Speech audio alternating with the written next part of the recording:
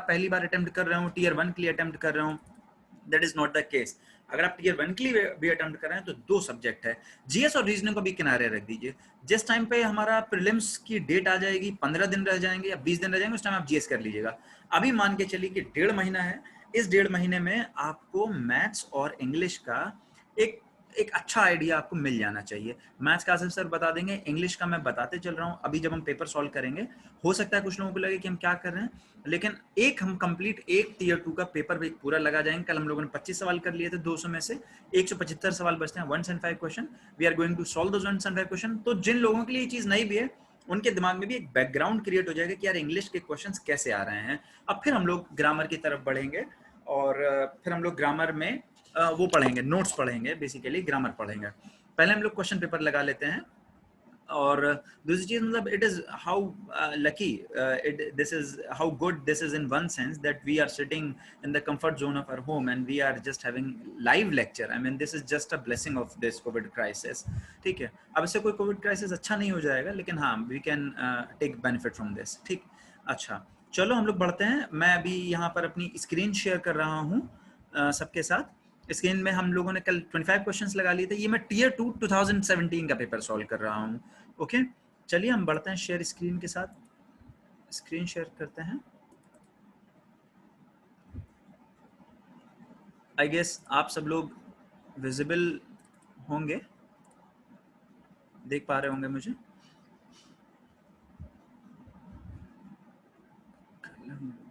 कल हम लोगों ने कौन सा पेपर देखा था, कोई याद दिलाएगा? किरण आप बताएंगे कल इसमें से कौन सा पेपर था, किस डेट को हुआ था? 17 फरवरी। शायद 2017 का ही था।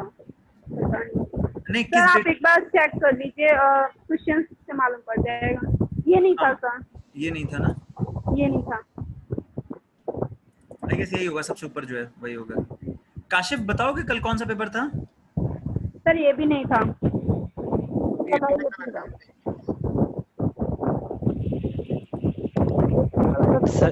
सर नीचे के जो 2 हैं उन्हीं में से एक था कोई। अच्छा अच्छा,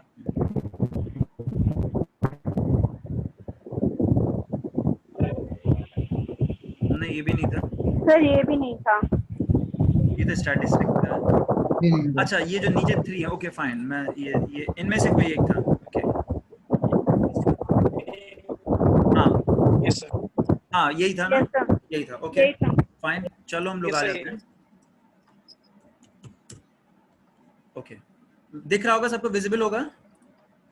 यस सबको विजिबल होगा। अब चलो, अब एक चीज आप लोग ये करिएगा कि आप लोग अपने पास में एक एक कॉपी पेन रख लीजिएगा, ताकि जो जो बीच बीच में मैं चीज बता रहा हूँ वो हम लोग जहन में बिठाते चलेंगे। बिल्कुल कूलली चिल होकर बैठना है, इसमें देखना है कि हम लोग ऐसे ही एज्यूम करेंगे कि हम लोग पेपर सॉल्व कर रहे हैं। और देखते हैं। चलो हम लोग क्वेश्चन नंबर किस पे पहुंच गए थे? क्वेश्चन नंबर 26 पे देखेंगे हम लोग। ठीक, अच्छा एक बार और जरा चलो रिकैप ले लेते हैं, एक रिकैप ले लेते हैं कि हमने इसमें बेसिकली एक और चीज़ हम कर रहे थे। जो लोग नए हैं वो लोग एक चीज़ ये देख सकते हैं कि हम लोगों ने कल एक और चीज़ की थी कि जैसे जैसे हमारे सामने ये पेपर बढ़ता चला जाएगा, हम एक अपना दिमाग में सेक्शंस बनाते चले जाएंगे कि यार देखो, एक सवाल ये पहला एक्टिव वॉइस पैसिव वॉइस का आ गया, ठीक, एक सवाल ये नरेशन का आ गया, एक सवाल ये ईडियम फ्रेज का आ गया, एक सवाल ये वोकैबुलरी का आ गया, और एक सवाल ये वोकैबुलरी में भी ये आ गया। मैंने बुक का नाम लिया था Norman Lewis word power made easy का, ये क्वेश्चन आ गया। इस तरीके से अपने जहन में कंपार्टमेंट्स हम लोग बनाते चलेंगे, ताकि हमारे पास रूपरेखा, इन शॉर्ट एक थोड़ा बैकग्राउंड क्रिएट हो जाए कि यार कौन सी चीज हमें किस किताब से पढ़नी है। कल मैंने बताया भी था, आगे चल के बढ़ेंगे 25 क्वेश्चंस में। 25 क्वेश्चंस में सारी चीजें नहीं हो जाती, आगे और हम लोग बढ़ेंगे। इस बीच में मैं किताब का रेफरेंस भी देता चल रहा हूँ, ताकि अभी बहुत टाइम है आप लोगों के पास, उस हिसाब से अपना टाइम आप यूटिलाइज करते चलें। आगे बढ़ते हैं हम लोग। एक बार सब लोग जरा बोल दीजिए, am I audible to you all ना? कोई दिक्कत नहीं? Yes sir. हाँ ठीक है, एक्टिव रहिएगा। आगे बढ़ते हैं हम लोग जरा। बिल्कुल, थोड़ा इसे जूम कर लें आप। ये जो पीडीएफ है ना, इसे 150 पे कर लें, ओके ओके क्योंकि रिकॉर्डिंग के बाद ये क्लियर नहीं आता। Okay okay okay sir. हाँ ठीक है, ठीक है, थोड़ा फॉन्ट बढ़ा लेंगे। हाँ चलिए ठीक है। बिस्मिल्लाह करते हैं। क्वेश्चन नंबर 26 जरा देखते हैं इसको।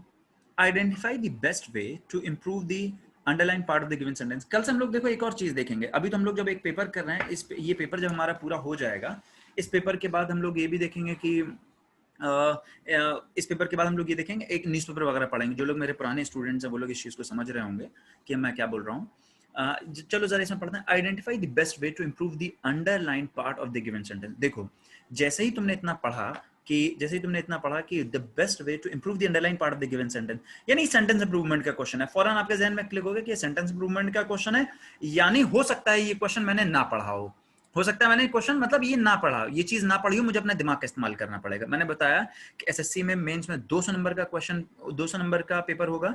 उन 200 में से 100 120 का मान लो कि रटा हुआ पेपर आएगा, 120 का मान लिया आपका याद किया हुआ पेपर आएगा, जिसको बस आपको बगैर दिमाग इस्तेमाल किया आपने देखा और थोड़ा सा टिक कर देना है। बस थोड़ा सा कॉशियस रहना है कि गलत टिक ना करके चले आए। और दूसरा बाकी जो 80 नंबर्स का होगा, 80 नंबर्स का होगा, वो होगा जिसमें कि आपको सॉलिड कॉम्प्रिहेंशन का यूज करना है, जो आपने पढ़ा नहीं है अभी तक, लेकिन आपको अपने दिमाग का इस्तेमाल करते हुए लगाना है।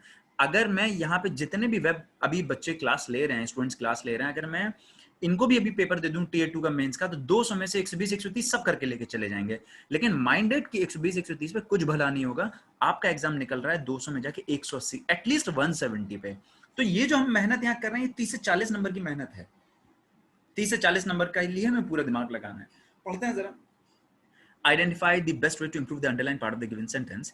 If there is no improvement required, select no improvement. अच्छा, और दूसरी चीज मैंने कल एक और चीज ये बताई थी कि यार याद रखना जो नो इम्प्रूवमेंट, ये याद रखना कि सारे क्वेश्चन हमें करने नहीं है। हमें क्या करना है, 200 में से 180 स्कोर करना है। Is it clear to you all?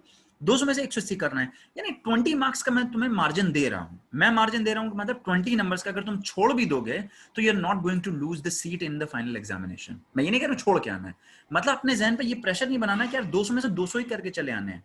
मैंने बोला कि 200 में से 180 सही होने चाहिए। अगर तुम्हारे जहन में ये रहा कि साहब मुझे 200 में से 200 करना है, 200 में से 190 करना है, और इसी बिड में अगर तुम गलत कर ले गए तो पता ही चलेगा कि 200 में से तुम्हारे 190 तुमने किए और वो 10 गलत हो गए, सिर्फ 180 सही थे। तो आप 10 में कटेंगे कितने नंबर, 4 पे 1 जा रहा है, तो पता चला वो तुम्हारे 180 नंबर भी नहीं आए। 180 नंबर से नीचे खिसक के तुम नीचे चले आए। और तुमने चलो कहा 200 में से 200 करके, 200 में से तुम्हें जो है 200 करने हैं, मान लिया तुमने कह दिया कि 200 में से 200 करना, तुम 200 में 200 करके चले। अब पता चला 24 सवाल गलत हो गए, तो 24 सवाल पे 6 तुम्हारे सही और कटेंगे, यानी 180 सही और 6 सही और कटेंगे नेगेटिव की वजह से, यानी 174 नंबर तुम्हारे रह गए। तो माइंड इट, हमारे बहुत सारे स्टूडेंट्स हैं जो इसी चैट रूम में हैं अभी, जिनके मार्क्स हैं 137 and 136.5 was the cut off. They are the luckiest of all that they are getting the chance to appearing in the mains. They are getting getting a second chance. Okay, so mind it, you do not have to take the risk. I have said कि आपके जहन में आ रहा है कि यार ये कर दो टेक, ये सही है। Do not let this voice deceive you. बिल्कुल एकदम फर्म होकर रहना कि यार ये सही है, हमको सही करना है, ये गलत है, ये गलत करना है। आगे बढ़ते हैं। Identify the best way to improve the underlying part of the given sentence. और जैसे ही आपने देखा कि ये सेंटेंस इंप्रूवमेंट का क्वेश्चन है, तो माइंड इट, आपको इसे छोड़ भी सकते हैं, करना नहीं है, जरूरी नहीं है कि इसको कर ही करना है। करना आपको वो क्वेश्चंस हैं जो कि रटने वाले थे। फॉर एग्जांपल जैसे आप क्वेश्चन नंबर 1 आपने देखा था, एक अल्फाज आया स्टोइक, STOIC, वो बिल्कुल बेवकूफ बच्चा होगा जिसने कि ये छोड़ेगा। इसलिए मैं बेवकूफ कह रहा हूं क्योंकि सीधा सीधा किताब का क्वेश्चन है। अगर आपने ये छोड़ दिया तो इसका मतलब बेकार है, ये बिल्कुल किताब का क्वेश्चन। तो ऐसे क्वेश्चन तो छोड़ने ही नहीं, ये तो मलाई है, ये तो लेने ही लेने हैं। ठीक, अब हम लोग यहाँ, तो यानी इस क्वेश्चन से मैंने इतना डिस्कशन इसलिए कर दिया कि आपके जहन में एकदम क्लियर हो जाएगा कि अरे यार ये सेंटेंस इंप्रूवमेंट का क्वेश्चन है, हो सकता है मुझसे ना हो, कोई दिक्कत नहीं, तो मुझे छोड़ देना है, इसमें अटेम्प्ट नहीं मारना है। आगे बढ़ते हैं। I have an invite from a friend. अब जरा देखो, अगर मैं कहूँ आई हैव एन इनवाइट या फुल स्टॉप कर दूं, आई have an invite full stop अगर मैं करूं, तो क्या इस क्वेश्चन में, इतने सेंटेंस में किसी को कोई दिक्कत मालूम हो रही है? जरा मुझे बताओ। अगर मैं कहूं कि आई हैव एन इनवाइट, किसी को कोई दिक्कत है? काशिफ?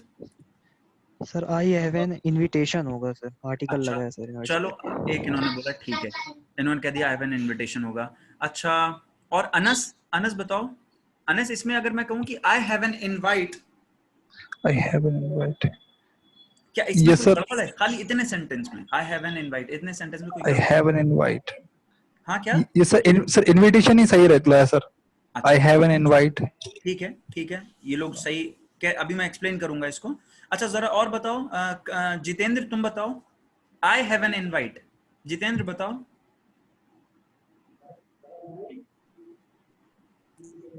आई हैव एन इनवाइट। सही है। जितेंद्र, किरण आप बताइए, आई हैव एन इनवाइट सही है? फुल स्टॉप अगर मैं यहाँ लगा दूं? सब पता नहीं, कंफ्यूज हूँ, सही लग रहा है वैसे। अच्छा, आई have an invite full stop. देखो मैं इसलिए बता रहा हूँ ताकि मैं तुम्हारा कॉम्प्रिहेंशन बिल्ड करना चाह रहा हूँ कि सेंटेंस एरर ही वाले क्वेश्चन गड़बड़ होते हैं लोगों से अक्सर, तो कैसे छांटना है।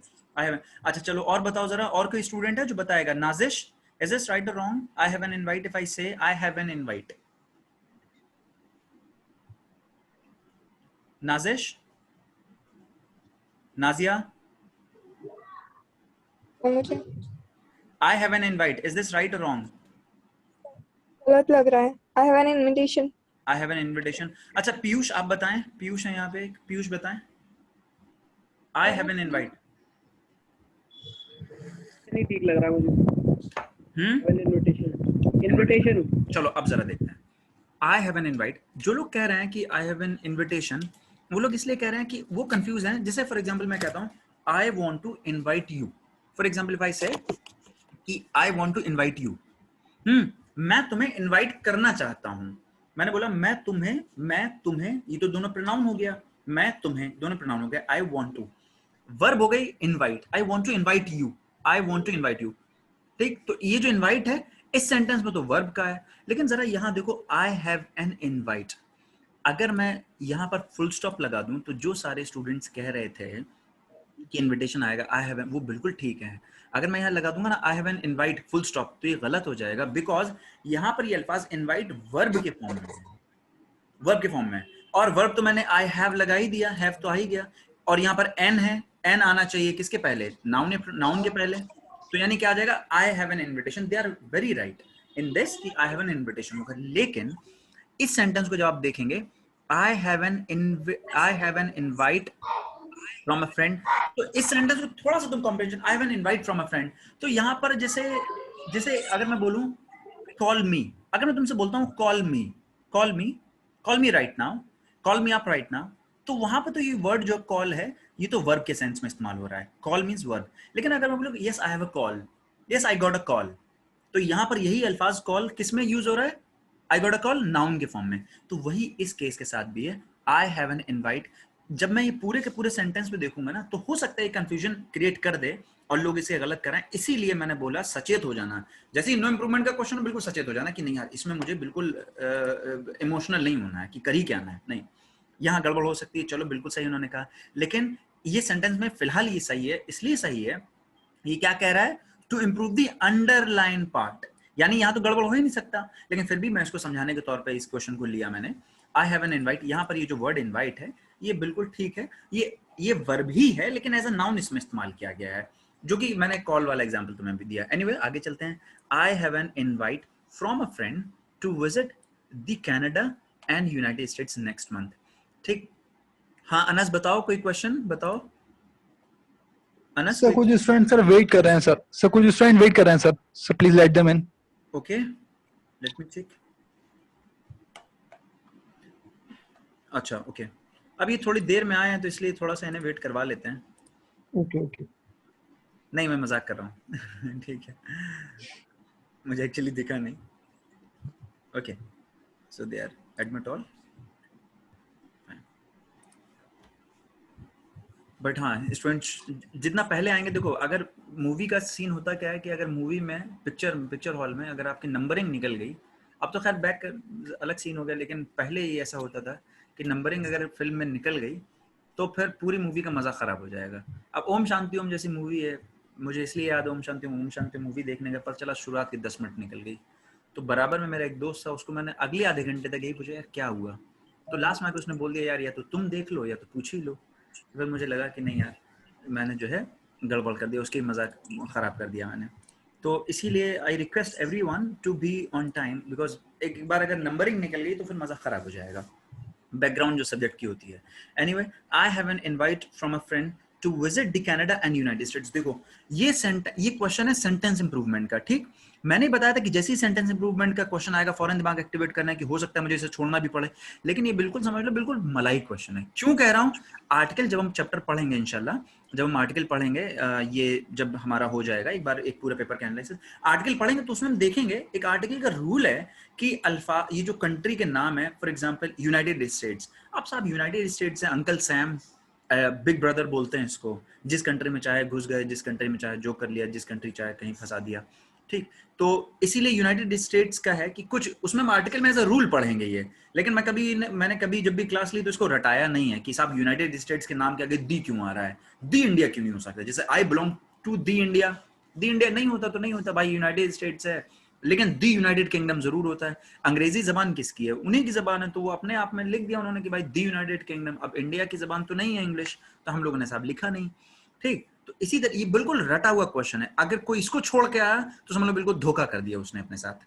इसलिए क्योंकि ये आर्टिकल चैप्टर जो हम पढ़ेंगे उसका सीधा सीधा रूल है कि अल्फाज यूनाइटेड स्टेट्स के पहले दी लगता है और कनाडा के पहले दी कभी भी नहीं आता। Is this clear? I guess everything is clear to you all. अपने हैंड्स रेज कर दीजिए, आप हैंड्स रेज कर दीजिए अगर क्लियर है तो। Okay good, thank you. Hands raise कर दीजिए, ठीक है, अगर आपको क्लियर है तो, क्योंकि इसमें जो है बिल्कुल सिंपल मैं कैटेगराइजेशन बता रहा हूं, मैं इसलिए इतना टाइम ले रहा हूं कि आपके जहन में कैटेगराइजेशन हो जाए, आपके जहन में कि यार किस तरीके के क्वेश्चन आ रहा है, इसमें बिल्कुल दिमाग नहीं लगाना है, बिल्कुल बेसिक सवाल है ये। आगे बढ़ते हैं, ठीक। तो ये जो स्टूडेंट था choose an option 1 and correct answer, ये बिल्कुल ठीक करके आया जिस स्टूडेंट का भी पेपर है। आगे हम लोग जरा बढ़ते हैं, क्या लिखा है, identify the best way to improve the underline part of the given. फिर से सेंटेंस इंप्रूवमेंट, फिर से जहन एक्टिव हो गया कि यार ये क्वेश्चन ऐसा हो सकता है। If there is no improvement, cat select no improvement. When I was a child, कोई जरा इतना सा पढ़ो, when I was a child, क्या इसमें कोई दिक्कत है? When I was a child, No, sir. When I was a child में किसी को कोई दिक्कत है? बताएं। No, I sir. Guess No, sir. नहीं होगी। No, sir. When I was a child में किसी को कोई प्रॉब्लम नहीं होगी। अच्छा, जिन लोगों ने हैंड रेज किया हुआ है वो अपने हैंड डाउन कर सकते हैं, लोअर हैंड कर सकते हैं, ताकि थोड़ा सा कंफ्यूजन कम हो जाएगा। किसी को कोई अगर दिक्कत है, when I was a child, this is perfectly good.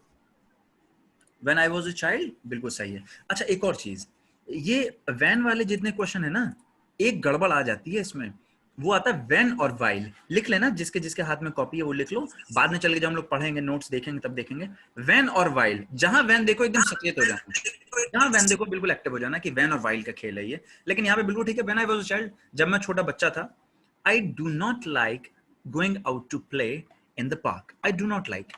अब इन्होंने खैर आंसर तो लिख ही दिया यहाँ पे, लेकिन इसका एक्सप्लेनेशन मैं पूछूंगा कि क्यों गलत है। When I was a child, I do not like going, ये बिल्कुल इजी क्वेश्चन है, बहुत इजी क्वेश्चन है। किसी ने अगर ये छोड़ दिया तो समझ लो अपने साथ धोखा करके आ गया वो, इसको छोड़ना नहीं है, बहुत आसान क्वेश्चन है। Sentence improve. अच्छा, और मैंने एक और चीज बोली थी कि देखो 200 क्वेश्चंस हैं, ठीक। मैंने बोला 180 सही करने हैं, 20 क्वेश्चन आपको तोहफे में मिल रहे हैं, 20 क्वेश्चन छोड़ सकते हैं, कोई गड़बड़ नहीं होगी। 180 सही करने हैं, यानी 20 क्वेश्चन सही, 20 क्वेश्चन छोड़ सकते हैं, there is a margin.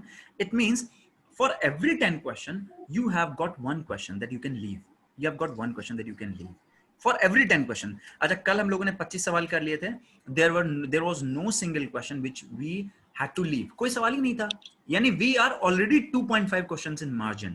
is this clear? तो बिल्कुल स्टेज बाय स्टेज है। तो अच्छा, जरा मुझे बताओ, I am going to ask from participants कि क्यों होगा आई डू नॉट लाइक, क्यों गलत है? रेखा बताएंगी मुझे, रेखा आप बताएंगे कि क्यों गलत होगा? Yes sir. सर जो आगे का पार्ट है वेन से, वो पास्ट में दे रखा है और बाद का प्रेजेंट में। बाद के प्रेजेंट में। किरण आप बताइए। यस सर, पहला सेंटेंस पास्ट में और फिर प्रेजेंट में दे रखा है, तो पास्ट में ही आएगा। ओके, अक्षित आप बताएं। अक्षित,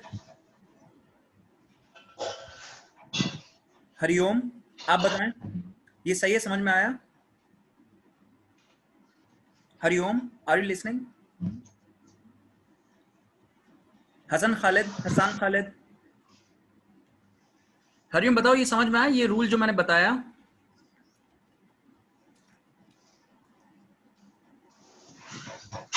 बताइए। हसन, ओके। फैजान आप बताएं। Yes sir. सर कोई अगर टेंस में सेंटेंस टेंस में अगर कोई पास्ट टेंस मेंशन हो जाता है या कोई पास्ट टेंस है तो फिर पास्ट ही राइट। रहेगा। देखिए आई एम सॉरी टू से, आपको ये नहीं कहेगा कि सर यार खा रहे हैं, बिकॉज आपके सबके वीडियोस ऑफ हैं, तो you have the liberty that you can eat. I have just come from office, so I take this liberty. Anyway, जरा देखते हैं। एक तो जैसे ही वैन आपने पढ़ा ना, वैन और वाइल, आपका जहन एकदम एक्टिव हो जाना चाहिए कि यार वैन और वाइल में कहीं कैच है। ठीक, अच्छा यहाँ आपने पढ़ लिया was, when I was a child, जब मैं छोटा बच्चा था बड़ी शरारत करता था। ठीक, तो आप उस इनफैक्ट इस फ्रेज में भी देखेंगे जब मैं छोटा बच्चा था बड़ी शरारत करता था, उसमें भी आप देखेंगे कि पूरा का पूरा सेंटेंस पास्ट में ही है। जब मैं छोटा बच्चा था बड़ी शरारत करता था, पूरा सेंटेंस पास्ट में ही है। तो फिर जब वो गाना लिख रहा है, जिसने गाना कंपाइल किया वही पास्ट में लिख रहा है, तो फिर लिटरेचर है। When I was a child, I do not like going out to play in the park. तो जाहिर सी बात है ये बिल्कुल इस पे बेस्ड हो गया कि एक सेंटेंस है, एक सेंटेंस, लेकिन मैंने इसमें 2-3 चीजें बताई कि when और while आएगा एकदम एक्टिव हो जाना है। सेकेंडली यहाँ पर एक सेंटेंस का एक हिस्सा पास्ट में, पूरा का पूरा सेंटेंस पास्ट में रहेगा। बिल्कुल इजी सवाल है, छोड़ना नहीं है। आगे बढ़ते हैं क्वेश्चन नंबर 28। बिल्कुल, अब ये क्वेश्चन आ गया PQRS वाला, बहुत सारे स्टूडेंट्स की डिमांड थी, ये करते हैं। अच्छा चलो जरा इसको पढ़ते हैं। ठीक, पढ़ते हैं। हम लोग पढ़ते हैं डी ऑप्शन पहले लेते हैं। डी ऑप्शन, अच्छा देखो सबसे पहले जरा देखो कैसे करके ये क्वेश्चन, मान लो फर्ज करो, इमेजिन करो हम लोग एग्जाम हॉल में बैठे हुए हैं और ये क्वेश्चन एग्जाम में आ गया। ठीक, तो सबसे पहले आपको ऑप्शन देखने हैं। सबसे पहले ऑप्शन पकड़ो, देखो डी इसमें भी है, डी इसमें भी है। एक चीज जरा मुझे ये बताओ, अगर मैंने ये चीज रूल आउट कर दी कि देखो डी तो पहले कभी नहीं आ सकता, अगर मैंने मान लिया ये चीज रूल आउट कर दी कि यार देखो डी तो आएगा ही नहीं, तो मेरे 2 ऑप्शन रूल आउट हो गए कि नहीं? अब बचा 50-50। ठीक, अच्छा अब ये आपकी किस्मत है कि डी और डी यहां पे भी है और सी यहां पर भी है। अगर आपकी किस्मत रही कि मान लिया अगर आपने सी पकड़ा, चलो सी, मान लिया सी हमने पढ़ा और सी बिल्कुल ठीक था, आपको लग गया कि सी, अब आपको चेक करना पड़ेगा कि डी आएगा कि नहीं आएगा। अगर डी नहीं आया तो इसका मतलब यही आंसर है। ठीक, तो ऐसे चलो जरा हम देखते हैं डी आएगा कि नहीं आएगा। पढ़ो जरा, लिखा हुआ है recently as part of the scheme, as part of the scheme, क्या किसी को कुछ लगा? So which scheme? Yes, as part of the scheme. बात समझ में आ रही है सब लोग? इसीलिए मैं सेंटेंस को ब्रेक करके ये बता रहा हूं, इतना टाइम ले रहा हूं मैं, इसलिए ताकि तुम्हारा कॉम्प्रिहेंशन एज एन इंट्यूशन काम करना चाहिए। क्या लिखा हुआ कल भी हम लोगों ने पढ़ा, और देखो PQRS वाले क्वेश्चन में जो जिनका कॉम्प्रिहेंशन मजबूत रहता है धड़ से निकलते हैं वो, और 20 क्वेश्चन मेरे ख्याल से 10-20 क्वेश्चन तो आएगा ही। देखो recently as part of the scheme, मैंने कल एक चीज ये बताई थी कि प्रोनाउन कभी भी सेंटेंस के पहले हिस्से में नहीं आएगा। इसलिए नहीं आएगा क्योंकि प्रोनाउन तो नाउन को रिप्लेस करेगा, और दूसरी चीज प्रोनाउन जब भी आएगा वो किसी की तरफ इशारा करता है। जैसे अगर मैं बोलूं किसी भी पैराग्राफ का पहला सेंटेंस है it is a good scheme, मान लिया it is a good scheme of government of India, तो क्या मतलब है? सबका दिमाग क्या ये काम किया, it is a good scheme, तो व्हाट, विच स्कीम? बात समझ आ रही है सबको कि नहीं आ रही है? What scheme? तो कभी भी कोई भी सेंटेंस, देखो PQRS के कोई रूल्स नहीं होते, PQRS यही रूल्स ही हैं, समझ लो, कोई अलग से किताब नहीं होती PQRS की। अब आप दुकान पे जाओगे कहोगे कि जंबल सेंटेंस का दे दो तो एक किताब निकाल के लेके आ जाएगा, आजकल हर चीज की किताब मार्केट में। तो है क्या कि इट आ गया कि it is a good initiative of the government of India, तो भाई इट है तो इट तो प्रोनाउन है, तो इट कैसे आ सकता है? इसका मतलब कहीं ना कहीं नाउन इंट्रोड्यूस हो, तो फिर आप इसे सिरे से निकाल देंगे कि यार ये तो सेंटेंस का पहला, ये तो पैराग्राफ का पहला सेंटेंस नहीं हो सकता। अब जरा ऐसे देख लो, देखो रिसेंटली मैंने पढ़ा, रिसेंटली मेरे जहन में क्या, रिसेंटली, क्या रिसेंटली किसी सेंटेंस का पहला हिस्सा हो सकता है? बिल्कुल हो सकता है, रिसेंटली पहला वर्ड हो सकता है रिसेंटली, लेकिन यहाँ पे लिखा हुआ है recently as part of the scheme, फौरन दिमाग ने क्लिक किया as part of the scheme, which scheme, तो यानी ये तो नहीं होगा। बात क्लियर है सबके, समझ में आ रही बात? हैंड्स रेज करो, रेज योर हैंड, और अगर किसी को कोई दिक्कत है तो फौरन पूछे, जल्दी से raise your hand if this is clear to you. Recently as part of the scheme, Lenovo K8 Note, ये कौन है? Lenovo K8 Note, okay, raise your hands everyone, raise your hand ताकि मुझे पता चलता रहे। As part of the scheme, यानी एक चीज यहाँ पर क्लियर हो गई, as part of the scheme मतलब विच स्कीम, तो ये तो आएगा नहीं। अब ऊपर पढ़ जाए, लेकिन सेंटेंस जरा पढ़ लो क्योंकि ऊपर काम में आएगा, जरा इसको पढ़ के अपना मेमोरी में डाल लो। Recently, as part of the scheme, an old lady in the Madhya Pradesh village was given a pair of the sleepers. ठीक, ये हमारे जहन में आ गया कि अगर हमें ऊपर कहीं काम में आएगा तो हम इसको यूज कर लेंगे, लेकिन ये मेरे पैराग्राफ का पहला नहीं हो सकता है। आगे आ जाओ, अब देखो, यानी ये ऑप्शन खत्म हो गया, ये ऑप्शन खत्म हो गया, ये ऑप्शन खत्म हो गया और ये ऑप्शन खत्म हो गया। इसको देखते हैं, ये ऑप्शन खत्म हो गया। ठीक, अब बचे दो, या तो ये बचा या तो ये बचा।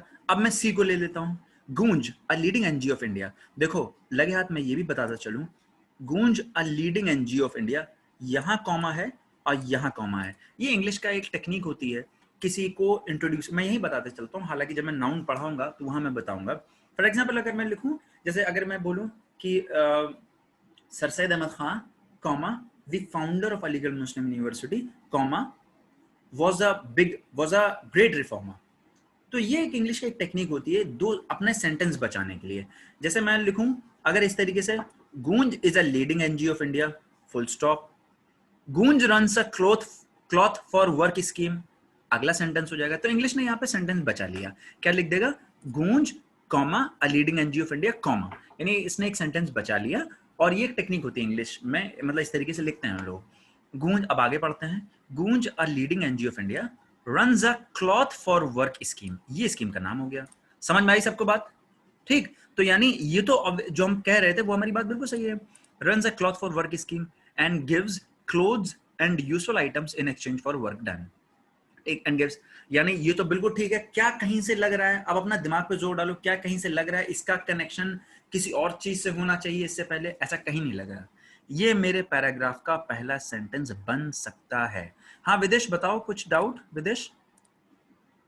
No sir. ओके फाइन, बढ़ते हैं आगे। तो ये मेरे सेंटेंस का पहला हिस्सा, ये मेरे पैराग्राफ का पहला सेंटेंस बन सकता है। गूंज अ leading NGO of India runs a cloth for work scheme and gives clothes and useful items in exchange for work done। आगे बढ़ते हैं। This story, क्या किस सबका दिमाग क्लिक किया? बात समझ में आ रही है सबके? दिस स्टोरी मतलब विच स्टोरी, और दिमाग क्लिक कर गया कि अगर एक ऑप्शन यहाँ पर होता इन चार में से जिसमें बी पहला ऑप्शन होता तो क्या वो आंसर होता? कभी नहीं होता। Is it clear? तो इसी तरीके से आपको जब हम डेली करेंगे, इस तरीके के क्वेश्चन पेपर डेली करेंगे, इनफैक्ट जब हम पैराग्राफ पढ़ेंगे, जो पुराने स्टूडेंट्स हैं वो जान रहे होंगे कि जब हम न्यूज़पेपर पढ़ेंगे तब ये चीज हमारे दिमाग में, बिल्कुल सबसे आसान तो यही क्वेश्चन है। कुछ ग्रामर, ये तो वो बच्चे भी, ये अगर किसी अमेरिकन को दे दिया जाए तो अमेरिकन कर लेगा। अमेरिकन इसलिए कर लेगा, ऐसा नहीं कि उसकी इंग्लिश ग्रामर, क्योंकि इसमें इंग्लिश ग्रामर की कोई डिमांड ही नहीं है, इसमें नॉर्मल कॉम्प्रिहेंशन चाहिए। जैसे this story may seem strange but it is a fact that in many villages of India people do not have anything to put on their feet। ठीक, on their feet। तो यानी this story which story, यानी ये तो पहला sentence नहीं हो सकता। चलो सब ये है भी नहीं कहीं, ना ही मेरे इस ऑप्शन में है और ना ही मेरे इस ऑप्शन में है। एनीवे अब देखो सी के बाद बचे ये, सी तो होगा हमने मान लिया। ठीक, अब सी को पढ़ने की जरूरत है। अब या तो डी देख लो। हाँ कोई कुछ कह रहा है? कोई डाउट किसी का? Zareen Fatima, do you have any doubt? No sir. Okay आपका हैंड यहाँ पे रेज था। चलिए आगे बढ़ते हैं। आगे जरा देखो, अब डी और ए में से देख लो। अगर डी हुआ तो हुआ, अब ए देख लो पहले। अगर ए हुआ तो हुआ, नहीं तो फिर यही वाला ऑप्शन है। फिर अब आगे पढ़ना नहीं, अपना टाइम भी बचाना है। अगर हमने सी के बाद देख लिया, ए पढ़ लेते हैं। अगर ए मेरा इसके बाद में सेट हो गया तब तो मेरा यही आंसर है, वरना तो आंसर कोई है ही नहीं, वरना तो फर्स्ट आंसर हो ही नहीं सकता। अब जरा देखते हैं, as soon as she was given the slippers, सबका दिमाग क्लिक हुआ? Is this clear? Raise your hands। Yes sir. She was as soon as she was clear, she was given the slippers। यार अभी she इंट्रोड्यूस ही नहीं हुई है तो she इसमें आ कैसे सकती है? प्रोनाउन है ना, प्रोनाउन हमने किस दिन के लिए बनाए थे? प्रोनाउन हमने बनाए इसलिए ताकि नाउन के बाद आ सके। नाउन तो कोई आया नहीं है तो प्रोनाउन यहाँ कहाँ से आ जाएगा? अब बात क्लियर है? फौरन हमारे दिमाग में आ गया कि भाई बिलाल ऐसा है, वन क्लिक करो और आगे बढ़ो। अब ज्यादा हमें उसको करना नहीं है, वन हमें क्लिक करना और आगे बढ़ना, यही हमारा आंसर है। अब जरा देख लो क्या स्टोरी फिट हो रही है। अब जरा इसको देखते हैं, स्टोरी हमारी फिट हो रही है कि नहीं। रिसेंटली देखो, सबसे पहले आया हमारा सी, गूंज अ leading NGO of India runs a cloth for work scheme and gives clothes and useful item in exchange for work done. ठीक, recently as part of the scheme an old lady in a Madhya Pradesh village was given a pair of slippers। यहाँ पर lady को introduce कर दिया गया, lady को introduce कर दिया गया, यानी ये लेडी को जब यहाँ इंट्रोड्यूस कर दिया गया, ऊपर कहीं ना कहीं प्रोनाउन इसकी तरफ इशारा कर रहा होगा। बिल्कुल कर रहा है। as soon as she was given the slippers, देखो यहाँ पर है as soon as she was given the slippers। oh wait, as soon as she was given the sleepers. She broke into a dance strutting mode around in her first ever pair of sleepers. See, कह रहा है जैसे ही उसको चप्पल दिया गया वो बेचारी जो है खुशी से डांस करने लगी. ये भी बिल्कुल फिट हो रहा है कि भाई पहले स्किन का नाम आ गया, फिर लेडी को इंट्रोड्यूस कर दिया, फिर शी इस्तेमाल कर लिया. अब जरा देख लो दिस स्टोरी. आप सबका दिमाग क्लिक कर रहा है कि नहीं कर रहा है? विच स्टोरी, कौन सी कहानी? वो कहानी जो कि अभी जस्ट इस सेंटेंस में बताई गई, ठीक, कि वो नाचने लगी. This story may seem strange but it is a fact. In many villages of India, people do not have anything to put on their feet. अब देखो ये एसएससी का क्वेश्चन है, टीयर 2 का क्वेश्चन है जो कि मेंस में आया है. क्या कुछ ऐसा मुश्किल लगा? आप लोग you can just share your responses. अपने अनम्यूट कर सकते हैं, आप लोग अनम्यूट कर सकते हैं अपनी आवाज. Yes, sir. अपनी मधुर आवाज मेरे कानों में आप पहुंचा सकते हैं. मुझे भी अच्छा लगेगा. वन वे कम्युनिकेशन नहीं रहेगा. Hariom, Shadab, Faizan, you can just speak. Clear, sir. Sakshi, Piyush, Videsh, Zareen, all of you can unmute and convey their responses. It's normal, sir. Not much tough. Okay. ये बिल्कुल sir. आसान क्वेश्चन है, बिल्कुल आसान question है और इस तरीके के हमें आंसर क्वेश्चन छोड़ने नहीं है. आगे बढ़ते हैं. Okay, sir. अब देखो हम लोग बढ़ते बढ़ते आ गए हैं 29 क्वेश्चन की तरफ. एक भी सवाल हमारा अभी छूटा नहीं है, यानी हमारे पास 3 क्वेश्चन मार्जिन में है. 3 क्वेश्चन मतलब अब बचे 70 सवाल. इन 70 सवाल में मैं 23 क्वेश्चंस छोड़ सकता हूँ. 70 सवाल में 23 क्वेश्चन मैं छोड़ सकता हूँ. यानी 180 का मेरा टारगेट है कि अगर मेरे 180 आ गए तो इंशाल्लाह हमारा काम बन जाएगा. आगे जरा बढ़ते हैं. Identify the best way to improve the underline. फिर से अगर नो इंप्रूवमेंट का, अब ये पूरा पढ़ना नहीं, नो इंप्रूवमेंट का सेंटेंस है. I could not visit my aunt. I could not visit my aunt. अगर मैं यहाँ पे फुल स्टॉप लगा दूं, किसी को कोई दिक्कत है? I could not visit my aunt. बताओ. No, sir. अगर मैंने फुल स्टॉप No, लगा sir. दिया, I could not visit my aunt. ये बिल्कुल सही स्टेटमेंट है, लेकिन सबके जहन में एक चीज आ जानी चाहिए. जो लिखा है ना, I could not visit my aunt, ये किसी ना किसी चीज का आंसर है. ये सही, बिल्कुल सही है. I could not visit my aunt बिल्कुल सही है, लेकिन सिर्फ अगर फुल स्टॉप यहाँ लगा दिया ना तो अपने आप में ये इंडिविजुअली स्टेटमेंट परफेक्ट कंप्लीट नहीं है. ये किसी ना किसी ने सवाल पूछा होगा, were you able to visit your aunt? तो मैं कह रहा हूँ कि नहीं, due to lockdown I could not visit my ऑन्ट.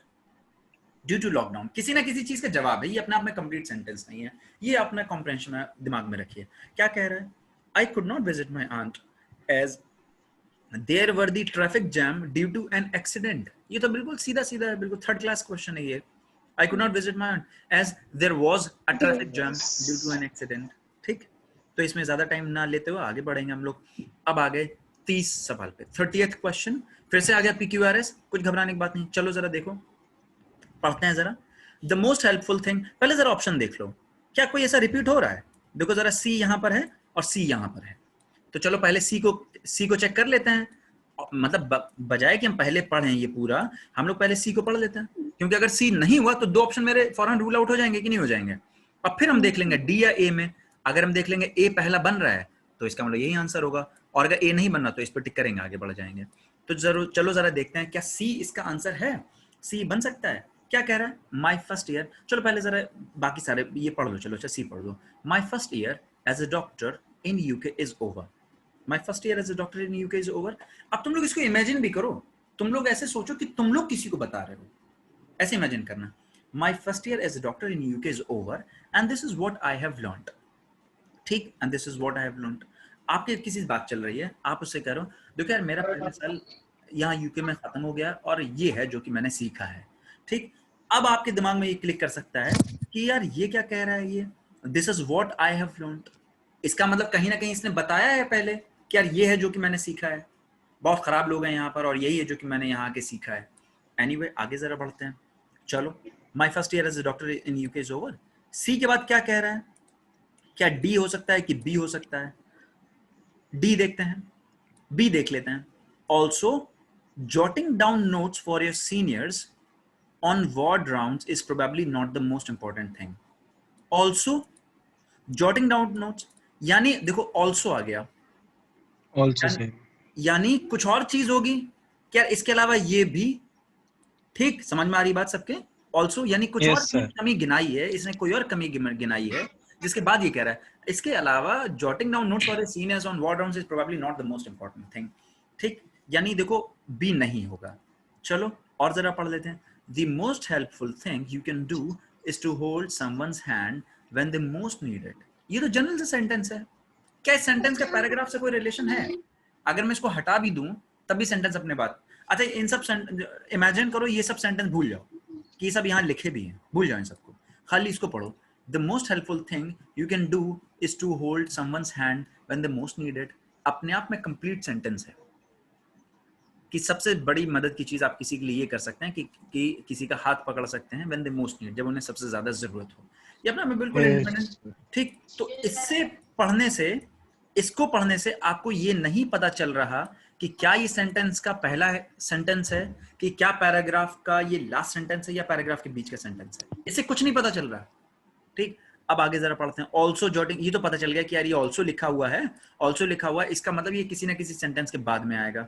My first year, ये पढ़ चुके आप। No matter what anyone tells you, no matter what anyone tells you, writing that urgent discharge summary is not the most important thing you will do today। देखो यहाँ पे most important thing कह रहा है, most important thing, और यहाँ पे कह रहा है is not the most important thing। तो अब आप देख लो, हालांकि ये थोड़ा सा, अगर आप इसके डिग्री ऑफ टफनेस देखेंगे ना तो थोड़ा सा बढ़ गया, ये थोड़ा सा वो इसलिए बढ़ गया। एक और चीज ध्यान रखना कि जैसे जैसे सेंटेंस की लंबाई बढ़ती जाएगी ना, जैसे ये 2 सेंटेंस हो गए पूरे, एक यहाँ पे इतना लंबा सेंटेंस हो गया, फिर एक ही हो गया, तो जैसे जैसे जैसे अगर आप बैंकिंग का देखेंगे एग्जाम, ये जो IBPS वगैरह कंडक्ट कराते हैं, तो जब आप बैंकिंग का देखेंगे तो बैंकिंग में बड़े बड़े सेंटेंस आते हैं। जंबल के लिए वो 2-2 3-3 सेंटेंसेस का कंपाउंड सेंटेंस उसको जंबल करा देता है, तो वो थोड़ा सा मुश्किल पड़ जाता है। एनीवे, ये यही सही ऑर्डर है जो कि इसमें इन्होंने लिखा हुआ है, बिकॉज डी पहले नहीं आ सकता, no matter what anyone tells you, और सी तो आ ही नहीं सकता। हाँ नहीं, सी आ सकता है, सी आ सकता है। My first year as a doctor independent है, और ये भी आ सकता था, ए भी आ सकता था, बिकॉज ये अपने आप में इंडिपेंडेंट है, कोई प्रोनाउन नहीं है इसमें, कोई गड़बड़ नहीं है, तो ये ए आ सकता है। लेकिन जो आंसर, म्यूट कर लीजिए जो बीच में बोल रहे हैं, म्यूट कर लीजिए। लेकिन जो ए है यहाँ पर, ए के बाद में इन्होंने कह दिया बी, तो बी में ऑल्सो आ गया, तो हमारा जहन काम कर गया कि यार ये नहीं होगा। आगे बढ़ते हैं। अगर ये क्वेश्चन में किसी को कोई डाउट है, रेज योर हैंड, और डाउट नहीं है तो भी तो raise your hands, raise your hand if there is no doubt. Jitendra, is this okay? Yes sir. Okay, ठीक है, raise your hands, I am just seeing here, raise your hands. Akshat, कोई दिक्कत तो नहीं इसमें? विदेश? No, sir. ओके, चलो हम लोग मूव ऑन करते हैं यहाँ से, आगे देखते हैं। क्वेश्चन नंबर 31 हम लोग आ गए हैं अब थर्ड स्टेज पे। ये 10-10 क्वेश्चन का सेट है, 10-10 क्वेश्चन। बाद में मैं बताऊंगा भी कि देखो, जैसे मान लिया तुम्हारे 180 क्वेश्चन हो गए, ठीक, अगर तुम्हारा दिल कर रहा है यार तुक्का लगाना है, मान लिया तुम्हारा दिल कर रहा है कि चलो यार तुक्का लगाना है, तो 1-2 क्वेश्चन में तुक्का नहीं लगाना, 10 का एक सेट बना के मार देना, अगर बिल्कुल ही दिल कर रहा है कि ठीक है। हालांकि अगर 180 तुम्हारे बिल्कुल सही है तो कुछ मत करना, कोई इंटेलिजेंस मत दिखाना, कोई होशियारी दिखाने की जरूरत नहीं है। अगर तुम्हें पता है कि भाई मैंने 180 कर दी और ये सही है, बिल्कुल वहीं पेन रख देना और चले आना, कुछ मत करना। लेकिन अगर बिल्कुल गड़बड़ है, आप 160-150 का पहुंचे, आपका दिल कर रहा है तुक्का लगाना, तो 10 के सेट बना के लगा देना, 10 पे बी लगा देना, 10 पे डी लगा देना, ठीक है। आगे देखते हैं जरा question number 31। Choose the most appropriate option to change the narration. जैसे ही आपने नरेशन पढ़ा, एकदम चिल हो जाइए, एकदम 2-3 चीजें देखो, जैसी नरेशन आपने पढ़ा 2-3 चीजें तुम्हारे जहन में कौंध जानी चाहिए, या 2-3 चीजें आपके जहन में आ जानी चाहिए। एक तो ये नरेशन है, तो पहली चीज बिल्कुल ये बिल्कुल थंब रूल बना लो, नरेशन है, टेंसेस चेंज हो रहे होंगे, टेंस चेंज होगा, यानी ऐसे सेंटेंसेस होंगे जिसमें टेंस चेंज करने का ध्यान रखना होगा। दूसरी चीज ये कि फीलिंग पे देखना होगा कि सेंटेंस की फीलिंग ना बदले, ठीक है। मैं क्यों टेंस पे जोर दे रहा हूं, वो इसलिए कि जब आप एक्टिव पैसिव पे जाएंगे, एक्टिव पैसिव को पकड़ने का ये रूल होगा। एक्टिव पैसिव को सही करने का एक तरीका है कि उसमें टेंसेस कभी चेंज नहीं होते। 2 ऑप्शन तो आप सिरे से नकार देंगे, जिसमें उसने आईएनजी लगा दिया होगा, जिसने उसने प्रेजेंट बना दिया होगा, 2-3 सेंटेंसेस तो ऐसे ही खत्म कर देंगे एक्टिव पैसिव में। लेकिन नरेशन में फौरन एक बात पकड़नी है कि यार नरेशन में आपको ध्यान देना है कि देखो टेंसेस में तब्दीली होगी। चलो जरा आगे पढ़ते हैं। द एयरलाइन ऑफिशियल सेड, जैसे इतना पढ़ा, द एयरलाइन ऑफिशियल सेड, आपका जहन काम कर गया? सबसे पहले क्या क्या आपको क्या पॉइंट करना है? सबसे पहले पॉइंट करना है कि भाई ये चीज ये देख लो, ये जो है पास्ट है। जैसे ही आपका दिमाग काम करा कि यार ये देखो ये पास्ट है, तो यानी अब ब्रैकेट के अंदर जो भी चीज है ना, अब तब्दीली आ जाएगी। ये पास्ट है। कल मैंने बताया था कि अगर जैसे ये सेंटेंस यहाँ पर पास्ट में है, just a second, hold on, 1 minute मुझे दीजिए, मेरा फोन आ रहा है, 1 मिनट।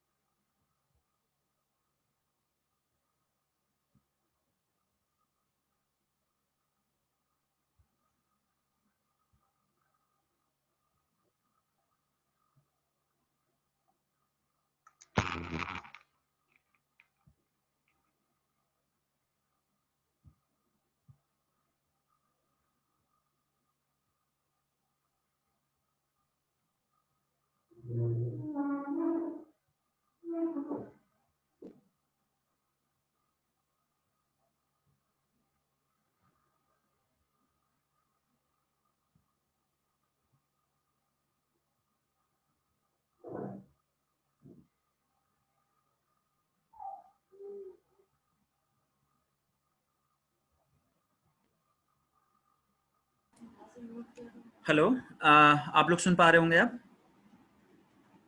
Yes, sir. ओके, चलिए आगे बढ़ते हैं हम लोग। The airline official said, "We are extremely sorry that the flight has been delayed due to heavy floods." एक चीज मैंने बताया, फिर से मैं उसको रिकैप करता हूँ कि जैसे ही नरेशन का अगर क्वेश्चन आता है, नरेशन में आपको फौरन जहन में बना लेना है कि हमें देखना है ब्रैकेट्स के बाहर। अगर ब्रैकेट्स के बाहर पास्ट है, ब्रैकेट्स के बाहर अगर पास्ट टेंस इस्तेमाल किया, फौरन एकदम एक्टिव हो जाएगी कि यार पास्ट है, इसका मतलब अब अंदर जो भी ब्रैकेट्स के अंदर होगा उसमें पूरा का पूरा कन्वर्जन शुरू हो जाएगा। यानी कल मैंने बताया था कि, और हम लोग देखेंगे भी, अभी पढ़ेंगे, और कई सारे इसमें रूल्स हैं। अभी हमें रूल्स पे नहीं जाना, बहुत आसान है, रूल्स पे जाना नहीं है। कि प्रेजेंट होगा तो पास्ट में तब्दील कर देंगे, और पास्ट होगा तो उसको खींच के पास्ट परफेक्ट में ले आएंगे। बस यही मेरा सेंटेंस याद रखिएगा। अगर ब्रैकेट्स के अंदर प्रेजेंट है, खींच के पास्ट में ले आइए, सिंपल पास्ट या जो भी है कैटेगरी है। अब पास्ट है तो खींच के उसको पास्ट परफेक्ट में ले आइए। ये चीज हमें बिल्कुल याद रखना है। आगे चल के देखते हैं, ये बिल्कुल याद रखिए। The airline official said we are, एकदम दिमाग अलर्ट हो गया, वी आर है तो क्या हो जाएगा, वर हो जाएगा। We were extremely sorry that the flight has been delayed. फॉरन ये हैज है, एकदम देखो, एक तो हैज दिमाग में एकदम एक्टिव हो जाना चाहिए कि यार यहाँ आर है, यहाँ हैज है, has been delayed due to heavy floods. अच्छा सर एक चीज ये देखो, क्या delayed due to heavy floods, इसमें कुछ चेंज होने का स्कोप दिख रहा है क्या? बताओ आप लोग, बताइए, अनम्यूट करिए, कोई दिक्कत नहीं, अनम्यूट करिए। No, sir. नहीं है, नो सर। हाँ अनम्यूट करिए। Delayed due to heavy floods, इसमें कुछ भी नहीं है। ये बस देखो क्या कर रहा है, ये आपको बेवकूफ बना रहा है।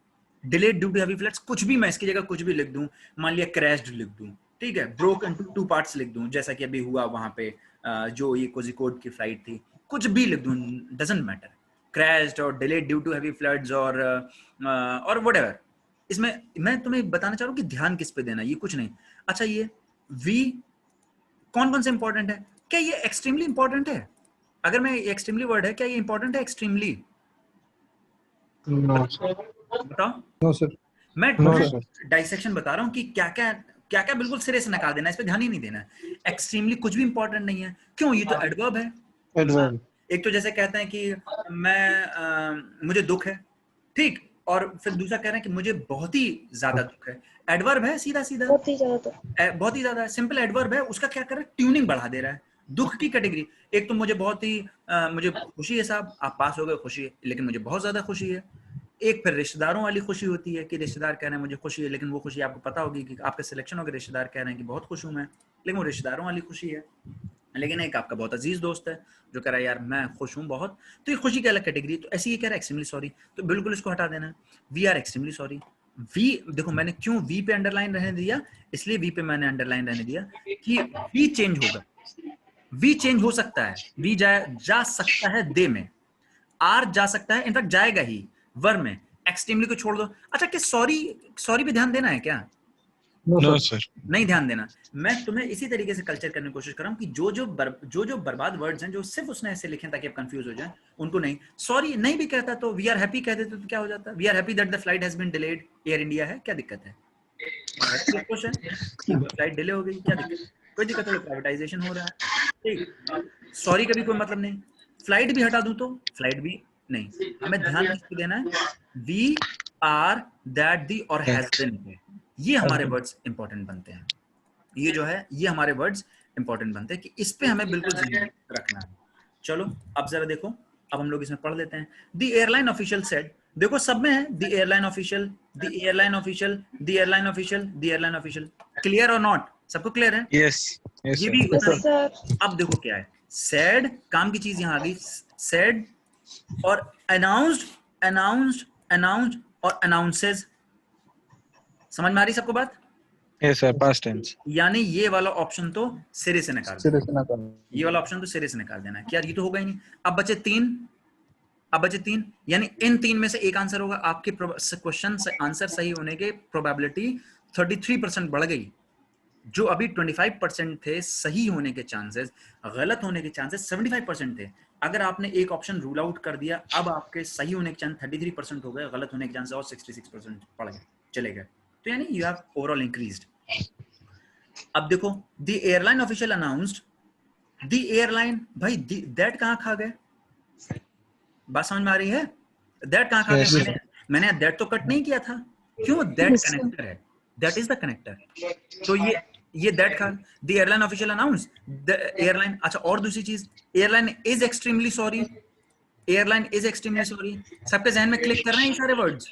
सबके जहन में क्लिक कर रहे हैं? Airline is extremely Yes, sir. Sorry तो हो ही नहीं सकता। Airline is extremely sorry, why? ठीक, क्योंकि पास्ट है। मैंने फौरन बताया कि जैसे ही आपने सवाल यहाँ पे पढ़ा था, जैसे ही आपने इतना पढ़ा, choose the most appropriate option in the next, जैसे ही आपने इतना पढ़ा, दिमाग में एकदम साइकिल रन हो गई कि भाई टेंस पे ध्यान देना है। और टेंस पे कैसे ध्यान देंगे ये सारे वर्ड्स पे? तो साहब ये भी नहीं हो सकता। दो ऑप्शन आपने रूल आउट कर दिए। कुछ ग्रामर अभी मैंने पढ़ा ही नहीं है, मैं बिल्कुल ये मान के चलूं कि आपने कुछ नहीं पढ़ा है, सिर्फ देने बैठ गए हैं, और तब कैसे करना मैं वो मैन्यूवर कर रहा हूं आपको। ये भी काट दिया। अब जरा आ जाओ यहाँ पे, इसमें और इसमें देखो, मैच करो। The airline official announced, the airline official announced that. अब कैच क्या आ गया? वी आर और देवर। अच्छा जैसे मैं बोलूं, मैं हमेशा क्लास में भी एग्जांपल लेता हूं। एक एग्जांपल है, अगर मैं यहाँ अभी मैं राइटिंग पैड ले आऊंगा तो थोड़ा सा इजी हो जाएगा। In some time I will buy it. मैं बोलता हूं कि ही सेड, सब लोग ध्यान से सुनिएगा, he said I love you, और he said he loved you. बात फर्क है, बात निकलेगी और दूर तक चली जाएगी। आपने कह दिया he said I love you, बात निकलेगी दूर तक चली जाएगी, कुछ और मसला हो जाएगा। लेकिन आपने कहा कि he said he loved you, तो इसका मतलब अब बिल्कुल बात कन्वे हो गई। he said he loved you, he said I love you। तो नरेशन इसलिए इंपॉर्टेंट है, किसी का मैसेज देना होगा, किसी और का मैसेज दे दीजिएगा आप, ठीक। तो इसलिए ये आई वी दे। अब देखो, अगर तुम इसे ग्रामेटिकल रूल से समझोगे तो फिर बहुत है, 1 2 का 4 करते रह जाओगे। मैं हमेशा बोलता हूँ कि अगर आप इंग्लिश ग्रामर की बुक उठाएंगे, जैसे फॉर एग्जांपल ल्यूसेंट उठाएंगे, तो उसमें है बाकायदा रूल्स होते हैं कि ब्रैकेट के बाहर अगर फर्स्ट पर्सन है तो अंदर फर्स्ट पर्सन हो जाएगा। ये सब मैंने कभी इस पे एम्फेसिस नहीं दिया, और ना ही आपको एम्फेसिस देना। आप पूरा जहन लगाएंगे कि यार इसका क्या मतलब हुआ। जैसे लिखा हुआ है, द एयरलाइन ऑफिशियल सेड, फर्ज करो जरा इसी सेंटेंस को पढ़ो, the airline official announced that we are extremely sorry. तो इमेजिन करो कि मैं हूं, the airline official announced that we are extremely sorry. Why would RCA be sorry for anything? Is this clear? Yes, sir. Airline official announced that we are sorry. Why would I be sorry? Okay. The airline official said they are sorry. Is this clear or not? Is this clear? सबको समझ में आ रही है बात मैं क्या कहना चाह रहा हूँ? Yes, sir. Yes, sir. Okay. तो ये इसमें 1 2 का 4 नहीं करना है, इसमें सारे रूल्स को ताक पे रख देना है। Salma Huda, anything, any doubt? No sir समझ में आ गया। ओके, तो ये बहुत इंपॉर्टेंट है। नॉर्मली अगर ग्रामर रूल से इसको मैं कभी नहीं समझाता, ना ही मैं वो रिकमेंड करता हूं। The airline official said they are sorry, not we are sorry. इसी तरीके से जैसे for example he said I will kill you, for example somebody says कि he said I will kill you, मैंने यही मैसेज जाके डिलीवर कर दिया कि he said I will kill you, पूरी बात बदल गई। He said Yes, I sir. Will, why would I kill you, he said he will kill you या ही वुड किल यू। तो ये इसलिए बहुत इंपॉर्टेंट है सब्जेक्ट का, इसीलिए मैंने यहाँ पर ये नहीं काटा। तो अब बचा क्या, the airline official said that they were. देखो एक क्वेश्चन में somebody might say कि यार बहुत ज्यादा टाइम ले लिया, बट मैं जो तरीका बता रहा हूँ बिल्कुल इसी तरीके से, अगर तुमने डेली पेपर इसी तरीके से सॉल्व किया ना, हम तो वैसे इंशाल्लाह 1-2 पेपर सॉल्व करेंगे, 1-2 या 3 पेपर सॉल्व कर लेंगे, लेकिन तुम लोग जो डेली पेपर सॉल्व करोगे ना, इसी तरीके से पेंसिल लेके कट करते चले जाना कि देखो यार इसका मतलब नहीं, इसका कोई मतलब नहीं, इसका कोई मतलब नहीं, रूल आउट करना है। अब बचा कौन सा, ये, ताकि कुछ टाइम के बाद 1-आध महीने में तुम्हारी साइकी ऐसी बन जाएगी कि तुम्हें are, is, am, are, we, they, ये सारे वर्ड्स बिल्कुल ऐसे डांस करते हुए देखेंगे किसी भी सेंटेंस में, मुझे दिखते हैं, ठीक है, क्योंकि मैं उसी हिसाब से कल्चर हुआ हूँ, आपको दिखने लगेंगे वी, तो गलती होने के चांसेस बिल्कुल डिमिनिश हो जाते हैं। आगे बढ़ते हैं हम लोग, तो इसमें तो हम टिक करेंगे, आगे बढ़ेंगे। देखो अब जैसे ही ये अल्फाज आया फौरन खुश हो जाइए, अरे यार ये तो बिल्कुल आसान सवाल है, क्योंकि पिछले सवालों पे आपका टाइम बहुत ज्यादा चला गया ना, ये एक ऐसा सवाल है जो बिल्कुल टाइम आपको बचा ले जाएगा। लोग कहते हैं 2 घंटा है, 120 मिनट है, 200 सवाल है, लेकिन 120 मिनट में ऐसे भी तो सवाल हैं, बात समझ आ रही है? Select the word which means the same as the group of words given, ठीक है। Continuing for a long time, continuing for, क्योंकि ये कैसा सवाल है, फौरन मैंने बताया वोकैबुलरी है, दिमाग में 2 किताबें घूम जानी चाहिए। एक तो normal level word power medicine, अगर इंशाल्लाह टाइम रहा और अगर डेली क्लास रह रही है तो मैं वर्ड पावर मेडिसिन भी करा लूंगा, झंझट खत्म ही करूंगा, बिकॉज अकेले स्टूडेंट को मैंने बहुत बार देखा है, मैंने कई बार रिकमेंड की वो किताब, लेकिन स्टूडेंट जो है वो उसको ठंडे बस्ते में डाल देते हैं। तो इस बार आई एम ट्राइंग कि मैं खुद ही उस किताब को एक बार पढ़ा दूं यहाँ पे, या उस किताब को कैसे पढ़ना 1-2 चैप्टर में करा दूं, ताकि इंशाल्लाह तुम लोग, देखो ये क्वेश्चन उसी से है, continuing for a very long time, कैसे उससे है, लेकॉनिक। मैंने अक्सर लेकॉनिक का, जैसे मैं इसलिए देखो यहाँ पे मतलब बता दे रहा हूँ ताकि वर्ड बहुत आता है। लेकॉनिक का मतलब होता है बहुत कम आपने बोला और सामने वाली पार्टी समझ गई। Is it clear? मैं अक्सर एक एग्जांपल देता हूँ कि डीडीएलजे देखिए सबने, speak up. Yes, sir. Yes, sir. All these Yes, sir. Yes, sir. they can share their responses. Mutahir Ali, Jitendra तुम बताओ, डीडीएलजे देखी है? नहीं सर। हाँ देखिए ना। नाजिया परवीन नहीं। आपने देखी है? सर। हाँ जरीन फातिमा, यस सर। किरण अपना भी बता दो, डीडीएलजे देखिए ना? Yes sir. हाँ देवेश, सर कनाडा में ही देखी। हाँ अच्छा कनाडा में देखी है, कनाडा में डीडीएलजे कब चल गई यार? यार पिछले साल चली। अच्छा पिछले साल चली, चलो अब नए नए बच्चे, एनीवे चलो हम देखते हैं। लेकॉनिक का मतलब हर लोग अलग अलग समझाते हैं, लेकिन आपने अगर डीडीएलजे देखी होगी तो उसमें वो एक्ट्रेस बैठी रहती है, सारे लोग बैठे रहते हैं, फोटोज देख रहे होते हैं, और वो उससे एक्ट्रेस कहती है यार मेरी शादी होने वाली है, और जो एक्टर रहता है शाहरुख खान उसको देखता है कि अरे यार शादी होने वाली है, तो वो उससे पूछती है एक्ट्रेस, यार तुम तो मेरी शादी में आओगे ना? तो एक्टर उससे कहता है कि यार नहीं मैं तुम्हारी शादी में नहीं, और बस शाहरुख खान इतना कहता है कि मैं तुम्हारी शादी में नहीं आऊंगा, और एक्ट्रेस समझ जाती है कि क्या हुआ है, उसको ज्यादा कुछ बताने की जरूरत नहीं है। म्यूट कर लीजिए प्लीज, वॉइस आ रही है, म्यूट कर लीजिए। मैं ये कहना चाह रहा हूँ कि जैसे ही वो कहता है कि यार मेरी शादी में तो आओगे, वो लड़की कहती है, और शाहरुख खान कहता है कि नहीं मैं तुम्हारी शादी में नहीं आऊंगा, और इतना वो कहती है और इतना वो कहता है, और बात कन्वे हो जाती है कि यार आखिर क्या हो गया है, और फिर वो गाना शुरू हो जाता है, न जाने मेरे दिल को क्या हो गया। तो that scene may be coded as being laconic. That actor was being laconic. उसने कुछ नहीं कहा, उसने कहा नहीं मैं तुम्हारी शादी में नहीं आऊंगा, और वो दोनों इतनी बड़ी कहानी हो गई कि 10 मिनट का एक गाना भी चल गया, वो लड़की घर भी आ गई, और सब इतना सब हो गया। उसके बाद से पूरी कहानी मूवी ही चेंज हो जा रही है। तो that was being laconic, he was just being laconic. I mean वो बहुत कम बात में उसने पूरा बता दिया कि देखो क्या हो गया। कंसाइज आपको याद हो, कंसाइज डिक्शनरी, जो छोटी सी डिक्शनरी किताबचा छोटी सी जो आती थी उस पर लिखा रहता है कंसाइज डिक्शनरी। कंसाइज का मतलब संक्षिप्त रूप में, बिल्कुल छोटा सा, ठीक। इंटरम जो लोग पॉलिटी जब आप पढ़ोगे, मैं अक्सर एक किताब का नाम बताता हूँ, जीके बाई मनोहर पांडे, 25 रुपए की किताब चाहता है जरा सा। अगर आप उसमें किसी भी इनफैक्ट किसी पॉलिटी में अगर आप पढ़ेंगे, या जो लोग न्यूज़पेपर भी पढ़ रहे हैं ना आजकल, जिसने न्यूज़पेपर पढ़ा है, और एक चीज याद, मैं कल इस पे दोबारा आऊंगा कि अगर न्यूज़पेपर नहीं पढ़ा तो भूल जाइए, आपका सिलेक्शन होने वाला है। लेट मी बी ऑनेस्ट, आपका सिलेक्शन नहीं हो पाएगा अगर आप अखबार नहीं पढ़ रहे हैं। ओके जैसे आप देखेंगे कि लेबनान की गवर्नमेंट गिर गई, लेबनान की गवर्नमेंट क्रैश कर गई, तो उसमें एक अल्फाज आजकल बहुत आ रहा है, इंटरिम गवर्नमेंट, मध्यकालीन इंटरिम गवर्नमेंट। इंटरिम गवर्नमेंट का मतलब बिल्कुल शॉर्ट पीरियड के लिए, कि एक सरकार गिरी है, दूसरी सरकार अभी बनी नहीं है प्रॉपरली, लेकिन इंटरिम गवर्नमेंट, किसी को चार्ज दे दिया गया है, तो ये मध्यकालीन हो गया इंटरिम गवर्नमेंट। लेकिन क्या कह रहा है, continuing for very long time, बहुत लंबे अरसे तक। तो बचा कौन सा, इंटरमिनेबल। बात समझ में आ रही है? Is this clear? बहुत सारे अल्फाज ऐसे होंगे जो कि आपने डायरेक्टली किसी किताब में नहीं पढ़ोगे, लेकिन आपको कॉमन सेंस से लगाना होगा। अच्छा, टर्मिनल का क्या मतलब होता है? टर्मिनल, जो लोग दिल्ली गए उन्होंने देखा होगा, बस पे लिखा रहता है कि आनंद विहार टर्मिनल, मोरी गेट टर्मिनल, और ये क्वेश्चन आया भी है। इनफैक्ट टर्मिनल ये क्वेश्चन आया है, एक बार क्वेश्चन भी आया है, ये एसएससी में ही कई बार आया है। टर्मिनेट, जैसे किसी की नौकरी अगर खत्म कर दी जाती है, नौकरी अगर बिल्कुल स्टॉप कर, एक तो सस्पेंड होता है, एक होता है टर्मिनेट। टर्मिनेट का मतलब बिल्कुल नौकरी खत्म, उसको वहां से कह दिया गया कि घर जाओ, ठीक। तो इनटर्मिनेबल, जो कि कभी खत्म ना हो। हालांकि जो इन्होंने क्वेश्चन पूछा है ना, continuing for very long time, इसका एग्जैक्ट मायना इनटर्मिनेबल नहीं है, लेकिन फिर भी इन चारों में से वो वही बेस्ट है, तो ये मतलब बता रहा है। आगे जरा बढ़ते हैं। कॉजिंग ग्रेट डैमेज और सफरिंग, कॉजिंग ग्रेट डैमेज और सफरिंग मतलब कि कॉजिंग ग्रेट डैमेज और सफरिंग, स्पाज्मोडिक।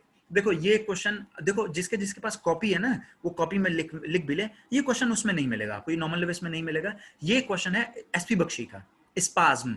स्पाज्म का मतलब होता है बहुत ज्यादा दर्द होना, स्पाज्म का मतलब होता है बहुत ज्यादा तेज दर्द होना, मतलब बिल्कुल बहुत मोमेंट्स के लिए होगा, लेकिन बहुत तेज दर्द होगा, ठीक। ये वर्ड है खैज्म, आई गेस इसका खैज्म का मतलब होता है दिल लुभाने वाला, एक बार देखना पड़ेगा। कैटाटोनिक, ये तो कोई वर्ड ही नहीं है। कैटास्ट्रोफिक, कैटास्ट्रोफिक का मतलब होता है वही कॉजिंग ग्रेट डैमेज और सफरिंग, कैटास्ट्रोफिक। फॉर एग्जांपल एक अर्थक्वेक आ गया, कैटास्ट्रोफी बोलते हैं उसको, कैटास्ट्रोफी, तो ये सीधा सीधा वहां से आ गया। देखो इसको कैसे करना है कि कैटाटोनिक, तो ये तो कोई वर्ड ही नहीं है, कोई वर्ड नहीं है कैटाटोनिक। कैज्म का वर्ड, ये वर्ड है, ये भी एसपी बख्शी का वर्ड है, इसका मायना आप लोग देख लीजिएगा। और जैसे चलो यहीं अगर हम लोग लगे हाथ पे देखें, कैज्म का मतलब आ भी जाएगा, हिंदी में मत डालिएगा। कैज्म का मतलब होता है a deep fissure in the earth surface, okay, earth के सरफेस में एक बहुत बड़ा गैप, ठीक, या नहीं अर्थ के सरफेस में किसी भी पार्टी में टूट हो जाना, वो कैज्म बोलते हैं उसको। कैटास्ट्रोफिक यही वर्ड आएगा, ये भी वोकैबुलरी बेस्ड है, लेकिन ये किससे है, एसपी बख्शी का है। आगे जरा हम लोग बढ़ते हैं, 34th क्वेश्चन पे आते हैं। Given below are 4 jumbled sentences, pick the option that gives the correct order, ठीक। अच्छा चलो फिर से आ जाओ, फिर से दिमाग में वो सारी चीजें अपने ले आओ जो मैंने अभी शेयर की हैं, कि क्या बट आएगा क्या? नो बट आएगा? आप लोग बताइए, बट आएगा कि नहीं आएगा? क्या ये आंसर हो सकता है, क्या ये ऑप्शन हो सकता है फिर फोर्थ? नो सर, यानी अब बचे तीन ऑप्शन, यानी अब आपके सही होने के चांसेस हो गए 33%, बढ़ के पहले 25% थे अगर आपने एक भी रूल आउट नहीं किया था। मैंने बोला है अगर तुक्का लगाना भी हो ना तो रूल आउट करना सीखो, अगर तुक्का लगाना भी तो रूल आउट करो पहले ऑप्शंस को। अगर मैं एक भी रूल आउट ना कर पाता, ब्लाइंड गेस मारता, मेरे सही होने के चांस सिर्फ 25% थे, गलत के 75% थे। एक ऑप्शन मैंने रूल आउट कर दिया, अब मेरे सही होने के चांसेस बन गए 33.33%। Is this clear? चलो अब आगे देखते हैं, बट आ सकता है नहीं आ सकता। लिखा हुआ है the original tree is no longer there, जल्दी से बता दो क्या ये हो सकता है क्या? नो सर, जल्दी से बता दो, the original tree is no longer there, कभी नहीं हो सकता। Which tree? ठीक, तो ये क्या हो सकता है? नहीं हो सकता। यानी मैंने ये ऑप्शन भी रूल आउट कर दिया ना, हो गया ना। अब एक और सिचुएशन मैं तुम्हें बता रहा हूं, जब तुम्हारा ऑनलाइन पेपर होगा ना, और ऑनलाइन पेपर में लास्ट के जो 10-12 सेकंड बचे होंगे ना, तो उसमें बस मम्मी मम्मी कह के रह जाओगे कि हाय मम्मी अब मैं क्या करूं, हाय मम्मी टाइम गया, ठीक है, मतलब बिल्कुल टाइम खत्म हो रहा है। तो ये चीज वहां काम में आएगी कि तुमने 2 ऑप्शन रूल आउट कर दिए, अब अगर तुम्हारे 2-4 सेकंड बचे हैं, फौरन तुम एक ऑप्शन टिक करो और आगे बढ़ो। तुम्हें अगर लग गया कि नहीं यार मेरे क्वेश्चन बहुत कम हो पाए हैं, क्योंकि अब तुम्हारे सही होने के चांसेस 50% हैं, अगर थोड़ा सा ऊपर वाले ने चाह लिया, भगवान की कृपा रही, तो तुम्हारा जो है सही ही बैठेगा, ठीक। लेकिन अगर चांसेस हो तो इसको पढ़ लो जरा, देखो ये 2 नहीं हो सकते। अब यानी क्या हो सकता है, ये तो डी होगा या तो सी होगा, यानी बस मैं डी पढ़ लूं, ठीक, या सी पढ़ लूं। अगर सी नहीं है तो मेरा बचा क्या, डी, 2 ऑप्शन होगा। चलो जरा सी देख लेते हैं। दैट स्प्रिग, इतना पढ़ के क्या लगा? दैट स्प्रिग, क्या हो सकता है क्या? ये नहीं होगा, कभी नहीं हो सकता। That sprig, which sprig, pronoun आ गया ना, विच स्प्रिग, कल महाबोधि नहीं हो सकता। यानी फौरन अब आपने ये कट कर दिया, फौरन ये आपने कट कर दिया। अब बचा क्या, बोलो? डी, एक ऑप्शन बचा ना। क्या इसको दोबारा पढ़ने की जरूरत है? नहीं है। क्या ये पूरे चारों पढ़ने की जरूरत है? अब नहीं, नो सर, भाई चारों पढ़ने की जरूरत नहीं। क्या, अच्छा जरा ये बताओ, क्या इस क्वेश्चन में टाइम लगा? नहीं लगा। क्यों? जैसे ही तुमने ये पढ़ा ना, बट एक ऑप्शन रूल आउट कर दिया, ये फौरन रूल आउट कर दिया। आपने पढ़ा the original tree is no longer there, ठीक, फौरन आपने ये रूल आउट कर दिया, सेकंड्स लगे इसमें, बस आपके 6 से 7 सेकंड लगे। ठीक, फिर आपने पढ़ा दैट स्प्रिग, ये भी प्रोनाउन, ये आपने फट से ये रूल आउट कर दिया। 18 सेकंड के अंदर 6 दी 18 सेकंड में आपका क्वेश्चन हो गया, ये आपने टिक के आगे बढ़ गए। बात समझ में आ रही है? और कहने को ये पैरा जंबल है। आगे बढ़ते हैं जरा। किरण सेड, लो किरण तुम्हारा नाम आ गया, खुश हो जाओ। ठीक, choose the most appropriate option to change the narration. जैसे ही इतना पढ़ा, मैं फिर से बोल रहा हूँ, जैसे ही इतना पढ़ा डायरेक्ट इनडायरेक्ट जहन में आ गया कि भाई ऐसा है कि दो चीजें देख लो, एक तो टेंस चेंज होगा, दूसरा कौन कौन से अल्फाज, is, am, are, was, were, I, we, you, they, that, ये देखने हैं, बाकी सब। अच्छा किरण, क्या इस वर्ड को मैं हटा दूं? किरण ना होता, बिलाल होता तो कोई दिक्कत थी क्या? नहीं, पेपर थोड़ा चले आते हैं। किरण अगर नहीं लिखा रहता कि किरण नहीं है, ठीक है, यानी ये बेकार है। Okay, I will reach Patna tomorrow morning. Patna छोड़ के ये लंदन हो जाता तो क्या दिक्कत थी? नो सर, कुछ नहीं। अच्छा जरा ये बताओ, क्या टुमारो को कट कर सकता हूँ? नहीं, नो सर, कट नहीं कर सकता, क्योंकि भाई ये कीवर्ड है। टुमारो में आ जाएगा कि द नेक्स्ट डे और ये वो, इतना तो सबने इंटर में 12th में ही पढ़ रखा है। लेकिन अच्छा, ये मॉर्निंग ना हटा के अगर इवनिंग होता, क्या कोई लड़ाई हो जाती क्या? मॉर्निंग ना करके no sir, no sir. No. अच्छा, रीच वर्ड इसी तरीके से रीच हुई। अब मेन खेल किस पे है? सैड, आई, विल और टुमारो। इसी तरीके से आपको अपना जहन कल्चर करना है क्वेश्चन सॉल्व करते हुए कि क्या क्या इररिलेवेंट है उनको हटाओ। पहले एक काम की बात देखो, सैड है, सैड, सैड, सेज, सैड, क्या ये होगा क्या? सिरे से ना कर दो। क्या ये है? किरण सेज दैट, ये होगा क्या? No sir. बिल्कुल अपराध है, ये गुनाह है। अगर तुमने सेज कर दिया, ये गुनाह है बिल्कुल, सही में बिल्कुल जहन्नुम के सबसे निचले दर्जे में आदमी हो जाएगा जो ये करके चलाएगा सेज, सर, क्योंकि आपने सेड को सेज कर दिया यार, ये तो बिल्कुल यस सर। ठीक है। What is this? ठीक, अच्छा, Kiran said, Kiran said, Kiran said that, ठीक, क्लियर है? अच्छा, yes sir. Kiran said that I, Kiran ने कहा, फॉर एग्जांपल किरण ये जो क्लास ले रही है, किरण ने कहा I will reach Patna tomorrow. अगर मैंने तुमसे बोला Kiran said I will reach Patna, तो किरण ने कहा कि मैं जाऊंगा, why would Bilal go anywhere? Is this clear? Yes sir. Kiran ने कहा कि वो जाएगी तो किरण जाएगी ना, बिलाल थोड़ी जाएगा। लेकिन आप देखो कि इस शी को आई में तब्दील कर देने से कितना पूरी बात निकलेगी और कहीं की कहीं चली जाएगी। ठीक, तो यानी ये तो वैसे भी हट गया, आई तो नहीं होगा ना, आई तो नहीं होगा ना, ठीक, यानी ये भी इंपॉर्टेंट है, इसलिए मैंने उसको कट नहीं किया था। तो इसको भी हटा दो, ये बिल्कुल। अब कितने बचे? दो ही ऑप्शन बचे हैं। अगर टाइम कम है, एक पे तुक्का लगा के तुम भले ही निकल के आ सकते हो। अच्छा जरा बताओ, कुछ नहीं पढ़ना, कोई रूल नहीं पढ़ना। यहाँ लिखा है टुमारो और यहाँ लिखा है दी नेक्स्ट, यानी अब इसको पढ़ लें, पहले इसको पढ़ लेना पहले, है ना? किरण सेड दैट शी वुड, बिल्कुल सही किया किरण ने, आपने आंसर करते वक्त कि यहाँ था विल, यहाँ आपने वुड कर दिया, यानी फ्यूचर को आपने चेंज कर दिया, विल रीच पटना, और टुमारो को द नेक्स्ट मॉर्निंग। एक और चीज ध्यान में रखना, अगर विल का वुड है और टुमारो ही है, तो क्वेश्चन मत छोड़ के चले आना कि अरे सर मुझे दी नेक्स्ट दिखाई नहीं दिया तो मैंने आंसर ही नहीं दिया। वुड वाला नहीं, विल को हम इसमें कल भी मैंने बताया था कि हम प्रेफरेंस इसको देंगे, विल और वुड को इसको प्रेफरेंस देंगे। टुमारो अगर टुमारो रहता है कोई दिक्कत नहीं। कभी तुमने डेली जिंदगी में किसी को दी नेक्स्ट मॉर्निंग बोलते सुना है? डेली जिंदगी में सुना है दी नेक्स्ट मॉर्निंग? कभी सुना है? नहीं। दी लास्ट मॉर्निंग, दी लास्ट नाइट नहीं, टुमारो, टुडे, यस्टरडे, यही तो बोलते हैं। तो ये जो है, इसलिए हमें दी नेक्स्ट कभी कभी टुमारो ही रहने देता है, टुमारो को दी नेक्स्ट नहीं करता। Am I clear to you? Is it clear? Yes sir. तो ये ऐसे ही कट कर देंगे। अब आप आ गए साहब 35 क्वेश्चन की तरफ। तो anyway, हम यहाँ से कल कंटिन्यू कर लेंगे, as I have to, I mean, आज की क्लास आई गेस 1.5 घंटे की थी ना शायद? Yes sir. Yes sir. We have Yes sir. already 1 hour 45 minutes. Yes sir. We have shoot, I mean 50 minutes, चलो हम उसमें compensate कर लेते हैं। So here we pause. I mean we have solved 10 questions, including the discussion. ठीक है, और I would request all of you to share your feedback on the group. हाँ, खराब अगर करना हो तो मुझे पर्सनली कर देना, okay? Do not demotivate others, क्योंकि किसी हो सकता है किसी स्टूडेंट के हिसाब से लगे कि क्या पढ़ा रहे हैं, तो किसी को अगर खराब फीडबैक देना हो तो या इम्प्रूव करने के लिए, obviously scope of improvement is always there, तो मुझे इंडिविजुअली कर दे। लेकिन अगर किसी को बहुत अच्छा करना है, लोगों को मोटिवेट करना है, तो I would request everyone to share your feedback at the SSC group so that students get motivated and they join us. ठीक है, and it is such I mean good thing कि आप लोग भी अपने घर बैठे हुए हैं, 10:30 बज रहा है, अभी 11:15 बज रहा है इनफैक्ट, और in fact you people are enjoying this lecture. So here I say good bye, और एक बार फिर से अभी मतलब ऑफ मत करना, एक बार फिर से ये जो है मैं ड्राइव पे शेयर करवा दूंगा, ओके, ये मैं ड्राइव पे शेयर करवा दूंगा ये सेम PDF, ताकि आप थोड़ा सा घर पे जाएं और इसको एक बार you just go through it. आप थोड़ा देर खामोशी से बैठ के देख लीजिए कि मैंने क्या क्या बताया, कि नरेशन वाले क्वेश्चन आएंगे तो कैसे करना है, और वॉइस वाले क्वेश्चन आएंगे तो कैसे करना है, ये एक बार अपने आप जहन में इस चीज़ को डाल लीजिएगा। ओके, सो मिलते हैं फिर इंशाल्लाह कल। Okay, yes sir. Good bye all, good bye all. एक बार आप जरा अपने जहन में देख लीजिएगा। साक्षी, सलमा, शुभांगी, जी सर। आप लोग हैं उस साइड? शुभांगी जी sir. Zareen, Mutahir Ali, Nazia, Mohammad Kausar, yes sir. Jitendra, Salma Huda, Anas, Videsh. Yes, sir. Yes, sir. Okay, good bye then.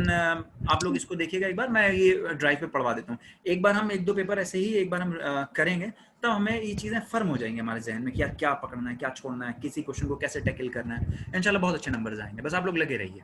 Okay, चलो, okay, I am leaving. Inshallah. अल्लाह हाफिज़ सर। Assalamu alaikum, sir.